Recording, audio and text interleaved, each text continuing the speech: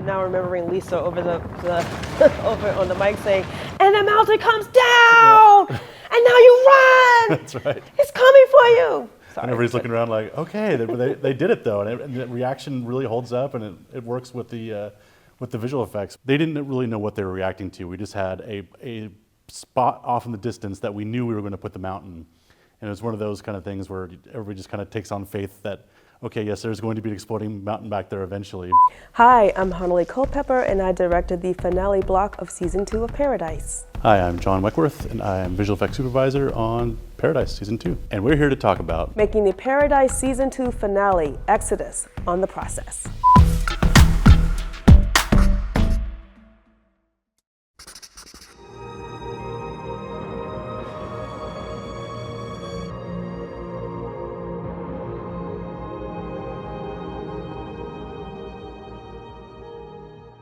So this was shot at Warner Brothers. This is Sinatra walking through the city that she has built as it literally crumbles around her. What was important to me and to the writers is we wanted to mirror the pilot. So that really great sequence of Sterling running through the town. He runs through the town in the beginning, you think it's this idyllic place. He runs through the town at the end of the pilot and you realize something is a little bit amiss. And so we wanted to mirror that in this episode. So we both had him running through the town, Sterling that is, running through the town as Xavier is escaping before it comes down, and then we had her walking through the town. And I purposely chose certain shots because I wanted them to be the exact same shot.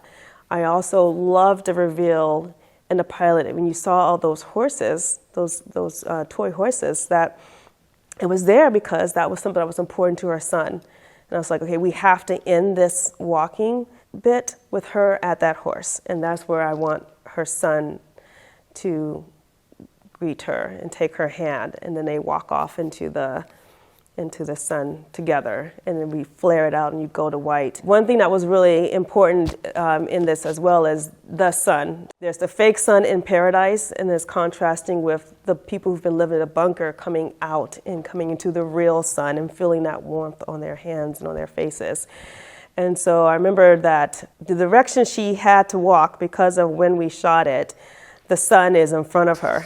And I really wanted that sun just to be backlighting her the whole time. But that's why I ended up doing this follow and having her then turn so I can get her face at some point. And it was flary, it was beautiful. And I remember John was telling me, okay, but you can't have too much flaring because then we can't see the effects. I'm like, but I want the flare. And so we found this nice, I think you actually told me, just as long as you give me enough time, just need a moment. Just without the flare. And you see it works so well that it's all flared out, and then she blocks it, and there's enough for you to see all the work that you all did. Yeah. It is a very chaotic moment, but once it's put in slow motion and with the music and with the sound design, it really is kind of a tender moment. My first version of this that me and my crew put forward, there was way more going on. We were bringing down large portions of the sky, and I kind of forgot what we were doing there for an instant. And I remember Dan Fogelman was, when he saw it for the first time, he's all, okay, we need to pull this like way back. And we did. I mean, just like a few of these panels that kind of come in the periphery, almost in the first shot, you're kind of like, what is that?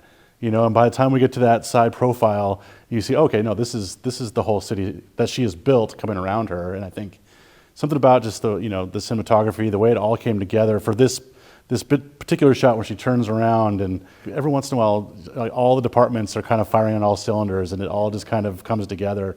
And this is definitely one of those times.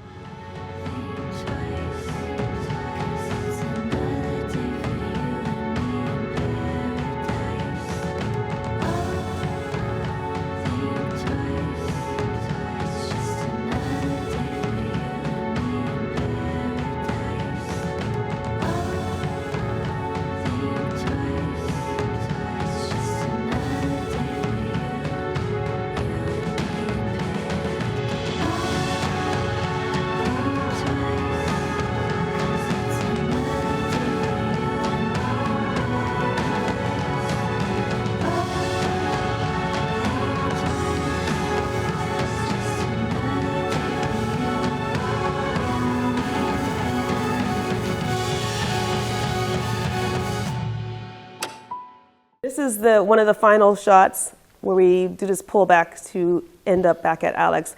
One thing that this show does often is ending on a close-up of Sterling, of Xavier, because he does so much with his face.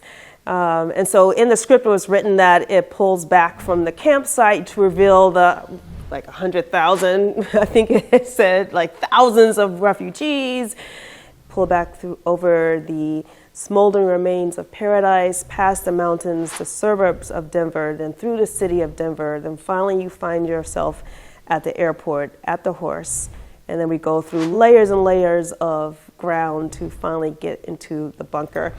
And so I storyboarded all of that. It starts on the page, everybody kind of reads the page, and everybody kind of filters it through their own brain, their way. And then you did these great storyboards, which we took to our people at Onyx, and they filtered it through what they thought it would be, and we made a previs. And then once you get to set, things are a lot easier to do in the computer than they are to do on set. Yeah. And we have a great drone team on this show, and the drone guys show up. Every time the drone guys show up, we know that we're going to do something fun. Yeah. When I was designing it, I wanted it to pull back like this. And John told me it really would help if we did this as far as the level of detail and everything that would be needed for visual effects. It was first staging this drone kind of going pretty level with people, and they were holding the drone. I remember that. They were like, yes, they were holding it like a camera and dragging it through the people. Yeah. And then I just remember standing by the monitor. At some point when they started going, I just remember yelling at them, go, go, go. And they took the drone as fast as they could and as high as they could. Yeah. And I wanted to go right past the flag because of my Gone with the Wind homage. And I remember that as I see this, the flag was not blowing. And it was like it would blow, but then when I would roll, it wasn't blowing, and you have to just move on. Right when the camera starts to tilt is where we took it over, to really kind of get out of the camp and to traverse the space between where the people are and the top of the mountain. In the computer, we literally folded the environment like a taco. Because we had to move the camera in such a way to get to the top of the lip where Dan wanted the pacing to end for that. Right. It ended up being kind of just like a very weird exercise in making something look like we're going a very long distance, but in reality the camera is not going as far as you think it's going. There's a lot of weird perspective things happening just to kind of get to the top of that crater. But yeah, there was this scene evolved heavily from the first storyboards to what's on the final. Yes. Between the conversations we had, we ended up with the pullback, then go down as we go past the bunker so you can really look down into that crater through the city. And then once you get to the airport, we'd come down because I also feel like the audience, I'm one of the few people who did not know the legend of the Blue Horse. So I knew that there would be other people like me who won't realize that just seeing that horse tells you that you're in Denver. So I wanted to come back down so we could read a sign that said Denver Airport as we go past the horse. And then I wanted to connect that to going into the ground to Alex, because I think originally it was written as a cut. Yep.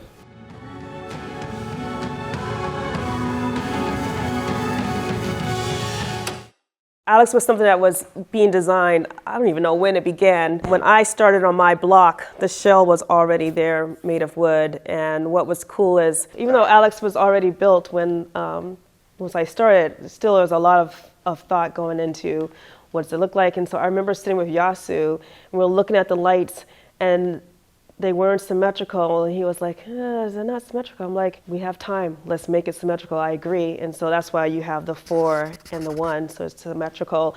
And then working with Blair, Yasu was our DP, in case we didn't say that, and working with Blair, our special effects, to figure out, okay, what should the smoke do? How does it move? What smoke should we use? I can't remember, is it guys on the ends pulling it open, right? It's not even automated. It looks so automatic, but you have the special effects team that are pulling it open. They thought that we were going to add to this, but once we saw it in camera, it's like, it's very cool. This looks really good. So Kevin Bird designed it, and I think one of the things that's cool about it is the real quantum computers are generally vertical hung. Yeah. And since we have this really wide aspect ratio, he just did this horizontal design that I think just, with the way our show is shot, I think it just looks amazing. Yeah. And the set, everybody would walk into the set and be all, wow, this is pretty impressive. Yeah, there's Alex. Wow. Lots of selfies. Is this your first Emmy nomination? This is my first Emmy nomination. Oh, and my first Emmy nomination. And as a director, you don't often get to, you work with your HOD so much, but you don't get to be around other directors while you're working. So it's just nice to be honored by your peers because you realize, okay, I am working at a level of work that I have been working to. I just said work 3 times. It's a lot of work. But I've been working towards my whole career, right? You want to get to a certain level. So it was truly an honor to have my peers recognize their work in this way. It was a great honor, and TV is evolved so much. You basically have to be a feature film level now to be, to be on top in television. So to be recognized at that level, and the first round is voted by your peers. So that's that feels good. Thank you for watching Deadlines: The Process. I am only the second Black woman to ever be nominated in this category, so that was pretty historic too. Were you the first white guy to be nominated in your category? I don't think so. Probably not. Long line. Very prestigious line.